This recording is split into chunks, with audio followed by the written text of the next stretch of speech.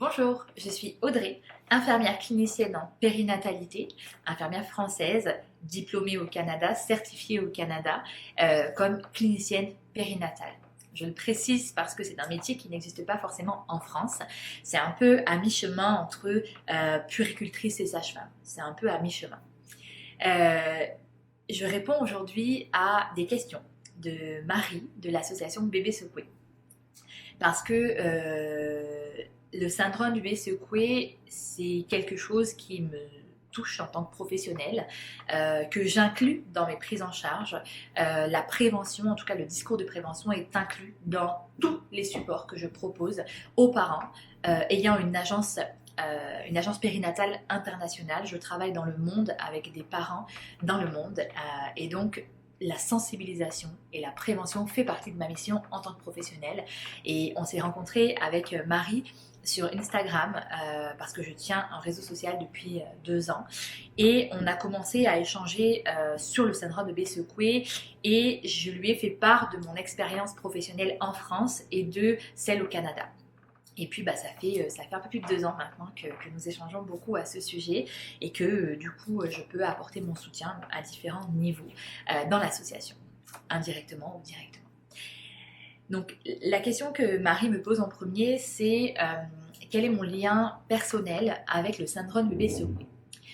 Alors, de lien personnel, il est indirect parce que c'est un lien professionnel, mais en même temps, la première fois où j'étais confrontée au syndrome du bébé secoué en tant que professionnelle, j'étais jeune professionnelle et du coup, ça a forcément eu un impact sur ma vie personnelle parce que ça a été le point de départ d'une mission de prévention en périnatalité et auprès des familles. Donc forcément, ça a un lien.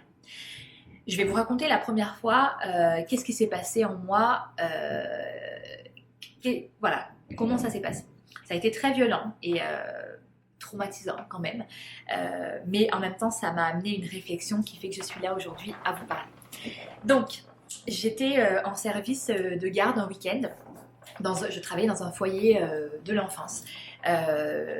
Au sein de la pouponnière, on faisait des gardes le week-end. Moi, je travaillais avec les mamans mineures enceintes dans une structure où j'ai participé à la création de cette structure. Mais les week-ends, on faisait des gardes en fait parce qu'on travaille les week-ends sur la pouponnière puis sur tout le foyer. Et puis, je me souviens de cette maman qui est arrivée en larmes. Vraiment en larmes, cette famille, même parce qu'il y avait le papa qui était là, mais qui était un peu plus dans la retenue émotionnelle. Et cette maman était en larmes. Et en fait, elle venait d'apprendre, l'hôpital en tout cas, avait fait un signalement suite à une constatation, en tout cas une suspicion de bébé secoué. Et les larmes de cette maman, son désarroi, ça m'ont fait mal en me disant mais qu'est-ce qui se passe? Pourquoi elle ne savait pas que ce geste pouvait causer beaucoup de dommages chez son enfant?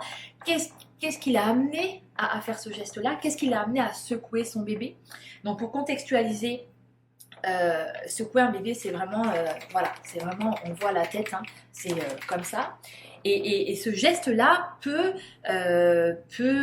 arriver en fait dans un moment où la colère de l'adulte est mal gérée, dans l'émotion négative est mal gérée et hop, elle se transmet à l'enfant et donc on se retrouve à secouer son bébé.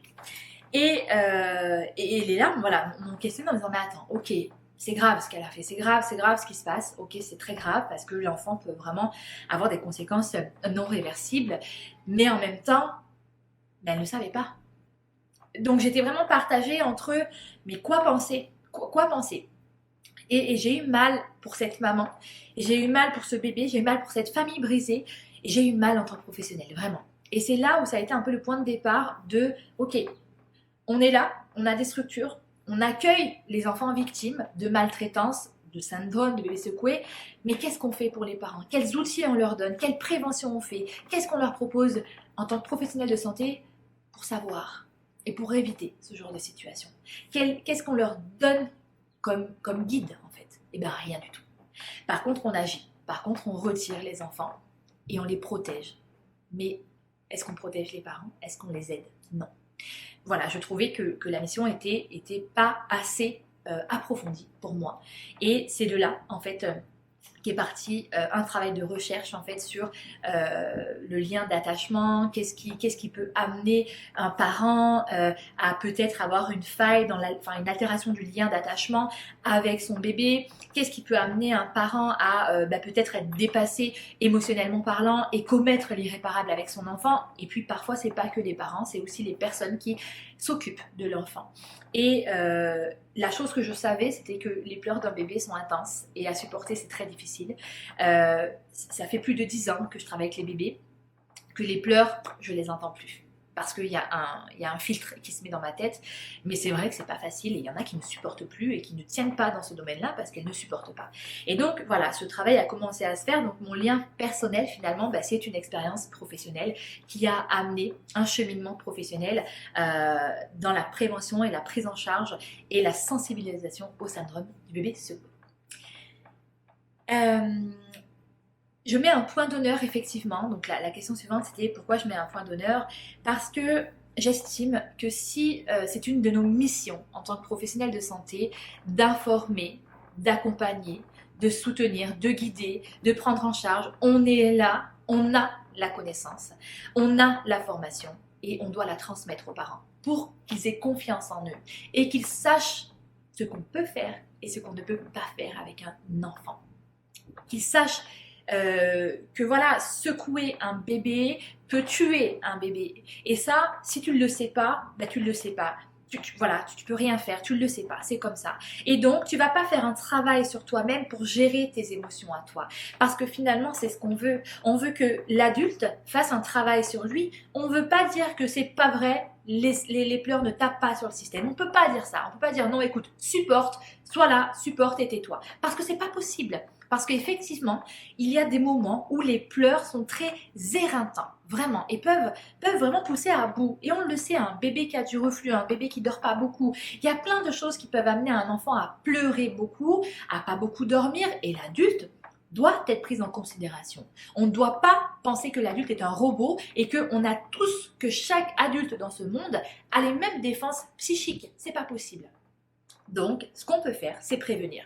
Ce qu'on peut faire, c'est informer. Ce qu'on peut faire, c'est sensibiliser et c'est donner des outils aux parents. Ok, voilà ce qui peut se passer quand tu secoues ton bébé. Donc, s'il te plaît, prends sur toi, gère tes émotions. Voilà comment tu peux gérer tes émotions. Voilà ce que tu peux faire. Mais en même temps, qu'est-ce que je peux faire pour accompagner le reflux de mon enfant? Qu'est-ce que je peux faire pour accompagner ses coliques? Qu'est-ce que je peux faire pour accompagner son sommeil? Eh bien, on est là pour ça. Et donc effectivement, dans chacun de mes supports, surtout sur le sommeil de l'enfant, les pleurs du nourrisson, le syndrome du bébé secoué est abordé. Autant dans le e-book que dans la formation virtuelle, que dans les livres que je suis en train d'écrire. Et c'est important. Pour moi, c'est un point d'honneur parce que ça peut sauver des familles, des bébés, des mères, des pères, et puis peut-être des carrières professionnelles. Parce que des fois, ce sont les gens autour qui font ça. Donc voilà pourquoi je mets un point d'honneur. Au Canada, effectivement, la question suivante était, au Canada, c'est pris en charge différemment. Alors, il faut savoir que depuis quelques années, la sensibilisation du syndrome du bébé secoué se fait directement en maternité au Québec. Et donc, on prend un temps, en fait, avec les deux parents. On a besoin des deux parents. Et on prend un temps pour identifier ce qu'est la colère. À quel moment je sais que je suis en colère? À quel moment? Comment je peux savoir que je suis en train de perdre le contrôle de mes émotions?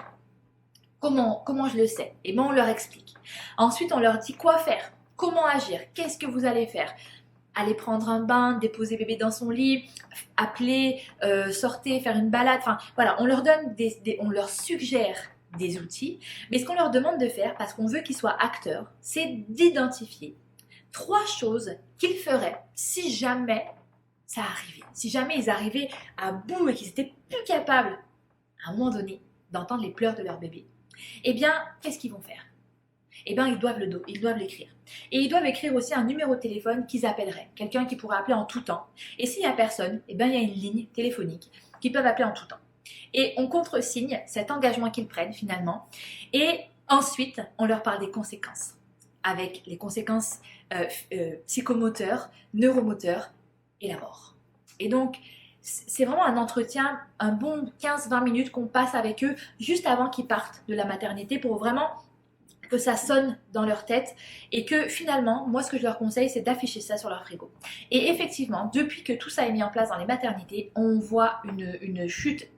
Les chiffres, en fait, les statistiques du syndrome de bébé secoué sont en chute libre. Donc c'est important.